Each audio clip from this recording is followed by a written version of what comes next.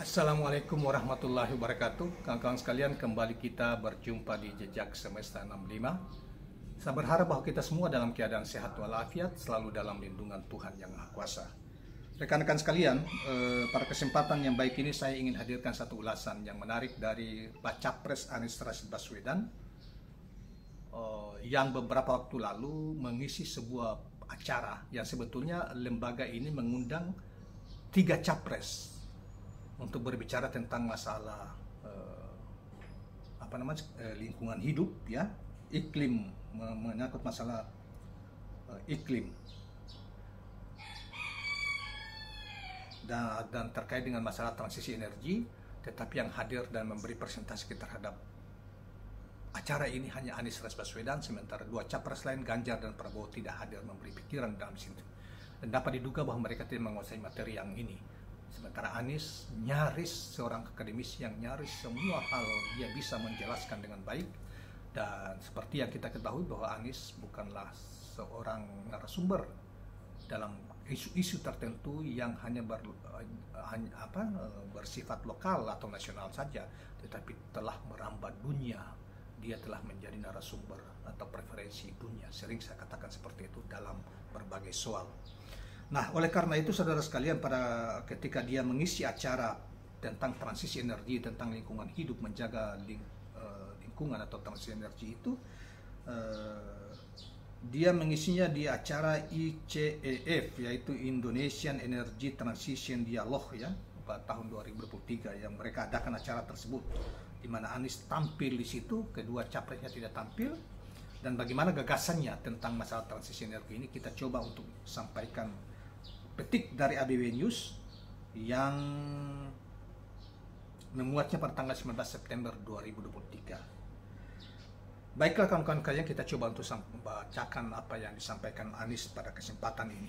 Bacapres Anies Rashid Baswedan menegaskan isu iklim dan agenda pembangunan ramah lingkungan selamanya akan menjadi prioritasnya. Isu tersebut akan dia sampaikan secara terus-menerus kepada publik sebagai ikhtiar merawat bumi dan alam Indonesia. Tak peduli jika pihak lain menganggap isu lingkungan bukan prioritas utama.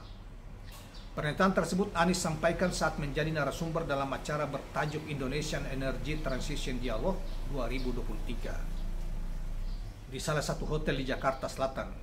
Dalam acara tersebut Anies menyampaikan tema tentang energi yang memanusiakan. Bagi kami sekarang energi yang didorong bukan lagi energi terbarukan, tapi energi yang memanusiakan. Bagaimana apa yang dimaksud dengan energi yang memanusiakan? Kita lanjut membacakan terus. Saudara Anies memaparkan 5 pilar akselerasi transisi energi dalam upaya mewujudkan energi yang memanusiakan, yaitu pertama, tata kelola yang holistik dan berkesinambungan, kolaborasi antar stakeholder, inovasi pendanaan transisi energi berkeadilan, serta intervensi pada demand and supply, permintaan dan supply, ya. 5 pilar inilah yang perlu menjadi perhatian di dalam mewujudkan energi yang memanusiakan, termasuk yang pernah kami lakukan saat bertugas Jakarta dalam sistem transportasi melalui program Jaklingko. Bacapres dari Koalisi Perubahan untuk Persatuan ini menegaskan bahwa isu lingkungan telah menjadi perhatiannya saat menjadi Gubernur DKI. Bahkan di kediamannya menggunakan pembangkit listrik tenaga surya hingga saat ini. Kami ingin menyampaikan bahwa komitmen kita pada pembangunan yang ramah lingkungan itu sudah dikerjakan kemarin, akan terus dikerjakan, dan kita siap menyampaikan ini terus-menerus kepada publik. Gubernur DKI Jakarta periode 2017 sampai 2022 itu menyatakan akan mendatangi setiap undangan yang membicarakan tentang isu lingkungan, termasuk mengerjakannya jika kelak diamanahkan sebagai penentu kebijakan di pusat pemerintahan. Ketika ada panggilan untuk menyampaikan gagasan rekam karya, rekam capaian, maka kami siap datang untuk mengirimkan pesan pada semua bahwa lingkungan hidup itu bukan tema untuk pengetahuan, tapi tema untuk dilaksanakan. Anies tak mau mengomentari hadir dan tidaknya bacapres lain yang menurut panitia juga diundang menjadi pembicara dalam diskusi tersebut. Dia juga tak mempersoalkan jika ada pihak-pihak yang menganggap isu lingkungan bukanlah menjadi agenda utama. Tadi saya bilang bahwa dalam beranda kebijakan, masyarakat menilai isu lingkungan penting, tapi saat pemilu ini bukan agenda utama. Tapi bagi kami ini dianggap penting atau enggak boleh oleh masyarakat luas. Bagi kami ini isu penting yang harus diperhatikan. Tandas Anies Baswedan mengakhiri penjelasannya.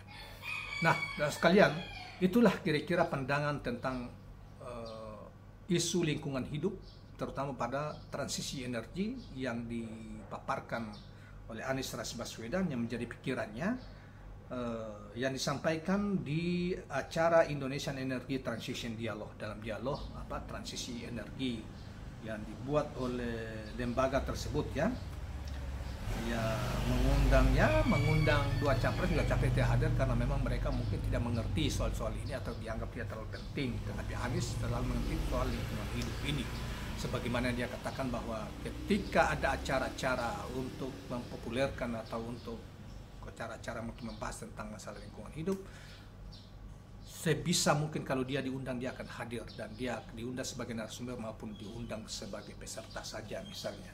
Dia telah menegaskan bahwa dia memiliki komitmen kuat jika bila nanti menjadi orang yang dipercaya, diberi amanah untuk menjadi pengambil kebijakan atau pembuat kebijakan tingkat nasional, maksudnya dia terpilih dalam pilpres yang akan datang, maka dia akan tetap menempatkan lingkungan ini, lingkungan yang bersih, lingkungan yang ramah, lingkungan energi yang ramah terhadap kehidupan manusia akan menjadi prioritas, salah satu prioritas untuk kebijakan-kebijakan kepemimpinannya secara nasional di masa yang akan datang. Demikian kawan-kawan sekalian, mudah-mudahan bermanfaat.